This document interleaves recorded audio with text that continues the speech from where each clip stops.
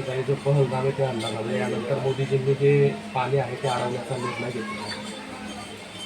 हे बघा, जी घटना घडलेली आहे ती सगळ्यांचं हृदय हलवून टाकणारी घटना आहे आणि मला तरी असं वाटतं की या घटनेमुळे पूर्ण देश हादरलेला आहे.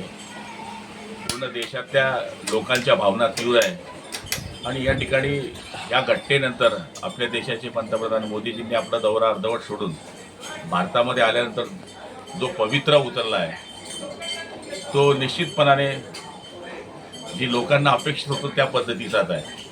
म्हणजे आपण दुश्मन देश असल्यानंतर सुद्धा पाणी हे धर्माचं काम आहे, पाणी हे पुण्याचं काम आहे.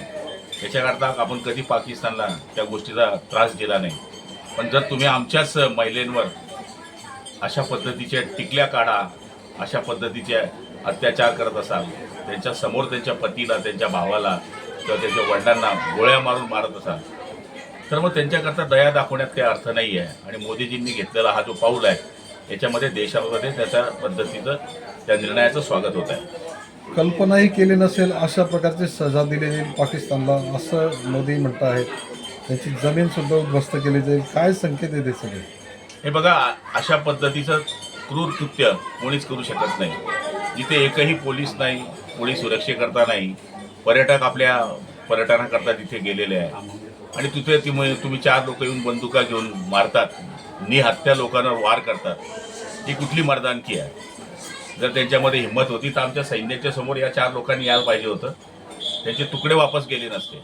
मला तरी असं वाटतं कोणत्याच धर्मामध्ये असं शिकवलेलं नाही आहे की निहत्यावर वार करावा. आणि मला तरी असं वाटतं की या ठिकाणी पूर्ण देश एकजुटीनं मोदीजींच्या मागे उभा आहे. सगळे पक्ष मोदीजींच्या मागे उभे आहेत आणि मला वाटतं सगळे भारतीयसुद्धा या कामाला सहकार्य केल्याशिवाय राहणार नाही, अशी भावना लोकांमध्ये आहे. भाऊ, या हल्ल्याचा बदला घेतला पाहिजे का? बदला घेण्याची गोष्ट मी करण्यापेक्षा बदला घेण्याची सुरुवात झालेली आहे. हो, परवा सुभाष देसाई जळगावमध्ये होते. त्यांनी म्हटलं की मोदींचं मोठं अपयश आहे, 56 इंची छाती म्हणून ते मिरवतात, त्यांनी देशाची माफी मागायला पाहिजे, असा हल्ला होता सुद्धा. पहिले तर त्यांनी माफी मागितली पाहिजे की एवढा मोठा हल्ला झाला. मुंबईसारख्या शहराने कायम शिवसेनेला डोक्यावर घेऊन नाचवलं.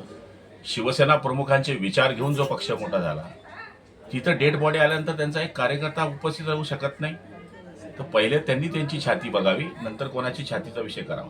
भाऊ, सर्वपक्षीय बैठकीमध्ये ठाकरे गटाचे जे नेते आहेत अरविंद सावंत दिल्लीला, ते अनुपस्थित होते. याच्यावरून तुमच्या लक्षामध्ये येईल की त्यांना काही गोष्टीचं घेणं देणं नाही आहे. त्यांनी देश या बाबतीमध्ये सुद्धा आपले विचार सोडलेले असं मला वाटतं.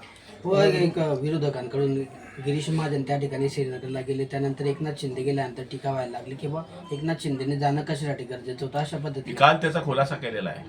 रोहिणी खडसेंनी टीका केलेली आहे की जे विमानाने प्रवासी आणले जात आहेत त्यावरती सरकार श्रेय घेण्याचा प्रयत्न करतो आहे.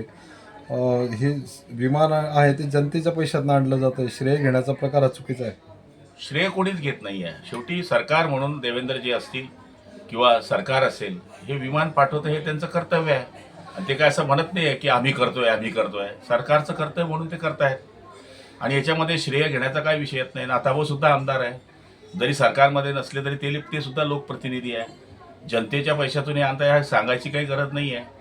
आणि त्यांना जर स्वतःला श्रेय घ्यायचं असेल तर त्यांनी मुक्ताईनगरमधून एखादं विमान पाठवावं.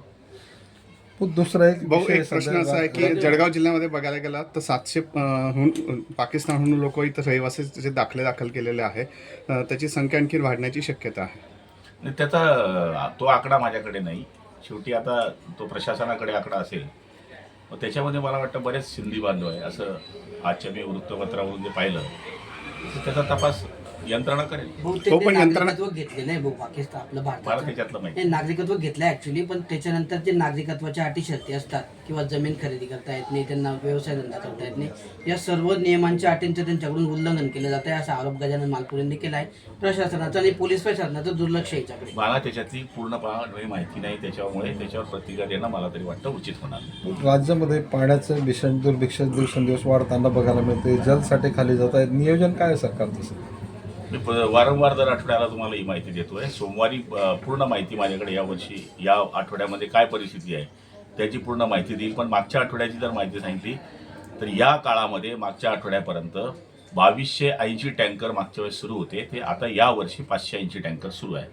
त्यामुळे येणाऱ्या सोमवारी मी आणखी आपल्याला डिटेल माहिती जलजीवन मिशनच्या कामांच्या संदर्भात बऱ्याच लोकांकडून नाराजी व्यक्त केली जाते. राज्यभरात अनेक ठिकाणी कामच पूर्ण झालेली नाही. त्या संदर्भात काय आपलं धोरण राहणार? हे बघा, 50,000 योजनेच्या पैकी 23,000 योजना आमच्या पूर्ण झालेल्या आहेत. त्याच्यामुळे काही ठिकाणी काम स्लो होतं. मध्यंतरी आम्हाला निधीचा थोडा 9 महिने निधी प्राप्त झाले नसल्यामुळे थोडे कामं स्लो होती, हे मान्य आहे.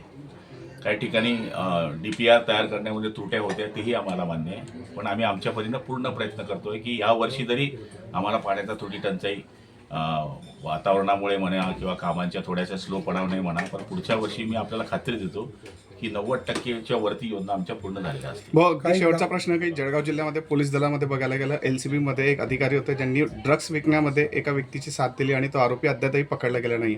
अद्यापही त्यांच्यावर कारवाई होत नाही आहे. कारवाई केलेली आहे. मला वाटतं त्या अधिकाऱ्याला तात्काळ कंट्रोल जमा केलेला आहे आणि त्याची चौकशी पण सुरू झालेली आहे. पण जो आरोपी आहे त्याला पकडण्याकरता सुद्धा त्यांनी पथक पाठवलेलं आहे. मी कालच त्याची माहिती घेतलेली आहे. लवकरात लवकर त्या आरोपीला अटक करण्याकरता आणखी जर जास्त काही यंत्रणा हलवायची असेल तर SP ना सूचना दिल्या जातील. ओके.